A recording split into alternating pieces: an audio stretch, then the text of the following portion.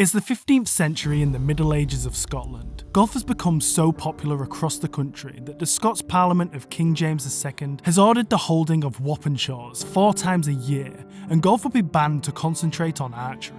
In those early days, players would attempt to hit a pebble over sand dunes and around tracks using a bent stick or club. By 1502, the ban was largely ignored, and the game gained a royal seal of approval when King James IV of Scotland became the world's first golfing monarch. Back then, your average player would carve their own clubs from pretty much anything they could find and put together what would be the first ever golf clubs. As the pastime got more competitive and the royals had now taken it as their own sport, King James IV was the first ever person to have a set of golf clubs professionally made. He commissioned a bowmaker from the city of Perth to put together a set of golf clubs that would evidently kickstart the first ever golf club manufacturer. The king's set was put together to give him a competitive advantage over any peasant that may come his way. The bag consisted of long noses for driving, grass drivers for medium shots, spoons for short shots, niblicks for wedges, and a putting cleek.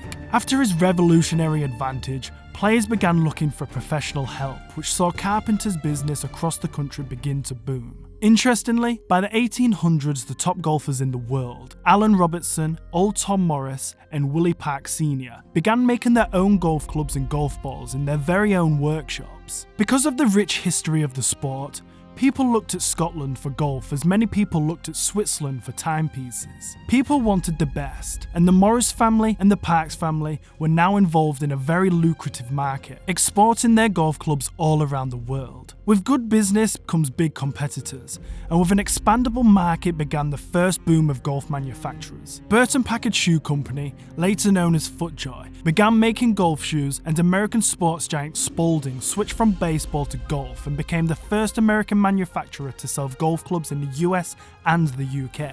From there it was a domino effect. Brands began popping up everywhere, and each one was trying to enter the market in their own unique way. In 1897, McGregor switched from footwear to golf clubs and began signing players to use their golf clubs. They'd go on to sign big names like Jimmy Demaret, Byron Nelson, and Ben Hogan. By the 1900s, persimmon imported from America had replaced beech and other hardwoods as the material of choice for manufacturers, and the evolution of golf was expanding. In 1914, Wilson Golf signed with Gene Sarazen, who spent 75 years with the company, designing golf clubs like the Sand Wedge, and began implementing aerodynamics from planes into their driver heads. These companies were the backbone of the sport, and without them, golf would have never got its big leap into the global stage. Titleists were later rivals who brought another modern look to the game, and even professional golfers like Ben Hogan and Jack Nicklaus fancied their chances at creating their own golf clubs. So from King James IV to Ben Hogan,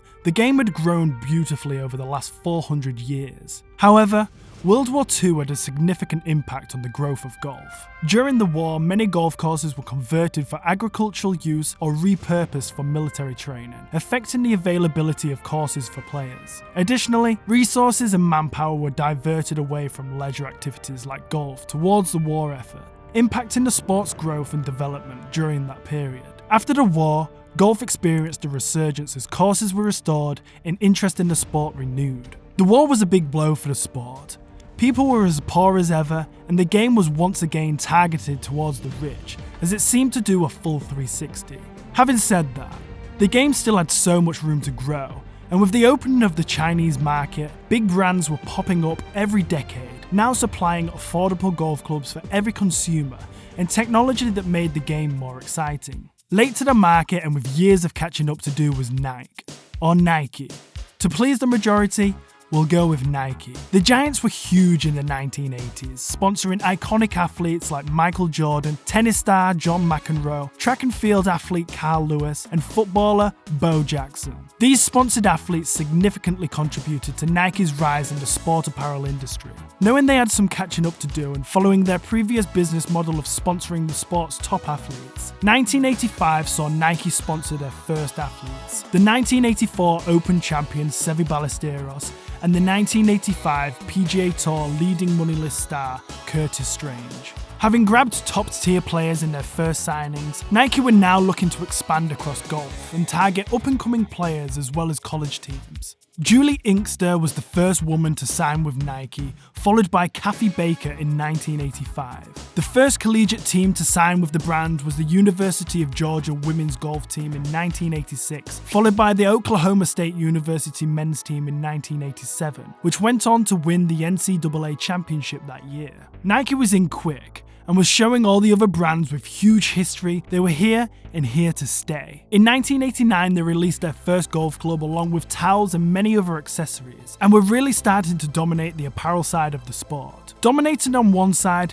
but nowhere to be seen on the other. Nike knew they needed to do more than sell t-shirts and gloves if they were to take over. With their big name sponsors starting to slow down, Nike continued its strategy of signing top athletes by signing 20-year-old superstar Tiger Woods to a record-breaking 20-year, $40 million endorsement contract, even though they still weren't producing balls or clubs at this point. His contract was unprecedented at the time, and the brand used his Hello World comment in various marketing campaigns to let the world know that Tiger had arrived. With Tiger set to dominate, Nike Golf officially established itself as a golf brand in 1998, and to celebrate, released its first set of golf balls to the market, the Nike Precision Tour Control, Spin Control, Distance Control, and Precision Control.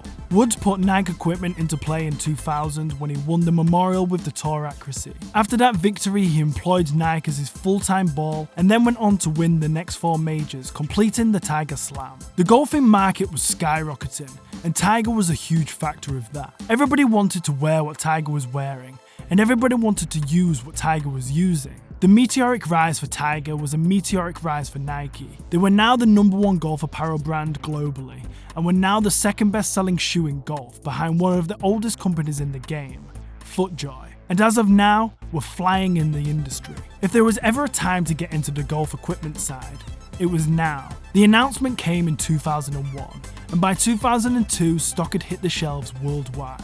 It wasn't long before they had their first winner either. Tiger had driver, irons and wedges in play when he won the WGC American Express event in Kilkenny, Ireland. And David Duval had a full set when he won the 2001 Open Championship. The equipment came thick and fast, but the company's metal woods were not good enough. They were loud, ugly, and for many, not very long. Their other clubs weren't too bad. The irons were greatly suited to players of a higher handicap who struggled to get the ball in the air, but generally speaking, Nike largely missed the mark with Woods, and with that, the mass market too. Problems started when their poster boy couldn't even get on with the clubs. Now Tiger definitely wasn't the straightest of drivers, but the equipment certainly didn't help. The only piece of equipment that was in the bag that kept getting him out of trouble wasn't even made by Nike. Rumours also started that Tiger wasn't even using Nike irons, and that he was using another brand just with a Nike swoosh stamped on. This arrogant approach from Nike, trying to completely change the game by themselves, was very risky and frankly didn't work. The first sumo driver that was released to the market was banned by the USGA after the spring-like face was non-conforming, although Nike did fix this and continued to sell the model. However, the funky square look and piercing sound could be heard from the other side of the golf course, and to this day still manages to find itself inside the top spot of the ugliest golf clubs ever to be made. The clubs were definitely a niche product that didn't fit the majority of golfers well, and with a sport that is mostly played by older generations, the flashy odd looks and bright colours didn't fit well with the traditionalists. Nike would push on though. Their mission to bring their style to golf rather than bring people what they wanted was a bitter pill to swallow for some people. Their collarless shirts that didn't conform with a lot of golf clubs was done way before its time, and something TaylorMade found out with their hoodies. The mission to influence and push the envelope long before it had found a solid footing in the golf equipment space. Simply put, Nike Golf was innovative before it earned the right to be. It continually pursued non-traditional products, apparently believing that being Nike would be enough to drive sales, a notion categorically rejected by the consumer. It's a hard point to quantify, but Nike never acted like its competitors. In fact, they never acted like a golf company. They just assumed golfers would eventually come round to the Nike way. But most consumers are reluctant to change to a brand once they find one they like, so being last to the market made it even harder for them to build relationships. When things weren't going their way, the last thing they needed was a slump in the thing they was actually good at. A huge marketing stunt was planned out for the new Tiger Woods 15 golf shoes, which they spent millions in advertising,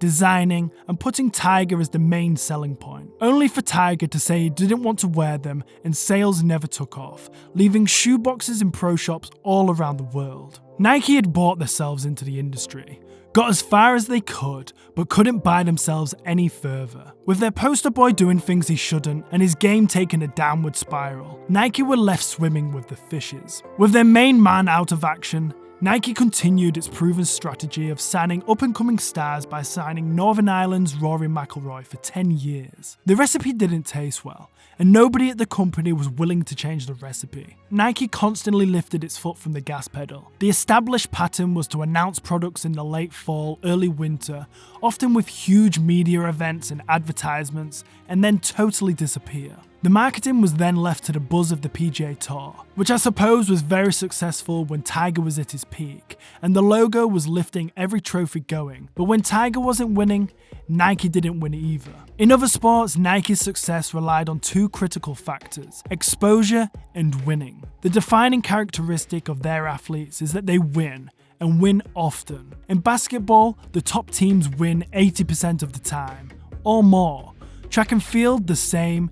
In golf, that's just impossible. Tiger got as close as it gets, but when Tiger's career began to go downhill because of injury, so did Nike, and they just never figured out another way to do it. They tried signing more players, but even they would get injured, and the realization that the strategy wasn't working was real. Towards the end of the road, and yet another embarrassing story, Nike looked towards the 2016 Olympics in Rio, Brazil. The company went with blue colours for their new drivers, fairway woods and hybrids, showcasing the colours of Brazil, and you can imagine their faces when none of their players turned up to the Olympics. If they made a black version and made the blue a limited edition version, they may have escaped that bad marketing stunt, because the driver itself was actually pretty good. Up to this point, Nike had not made a single profit from selling golf clubs, and they knew the exact same was going to happen the following year. That year, 2016, Nike Golf shocked the sporting world by announcing it would no longer produce golf equipment. Instead,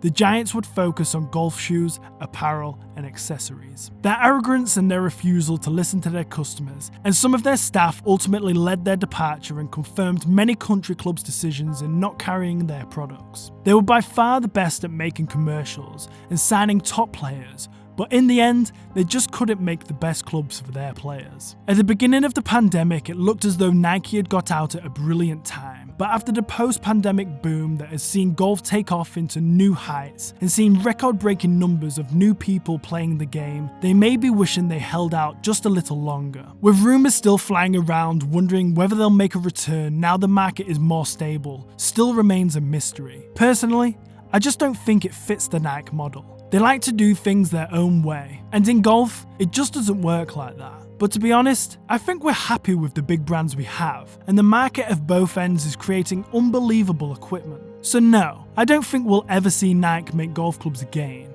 but I also don't think Nike failed. They're still a huge part of the golfing world, and they just didn't want to battle it out with all the other brands. And perhaps PXG should take a leaf from their book, or we'll be making a video on them very shortly.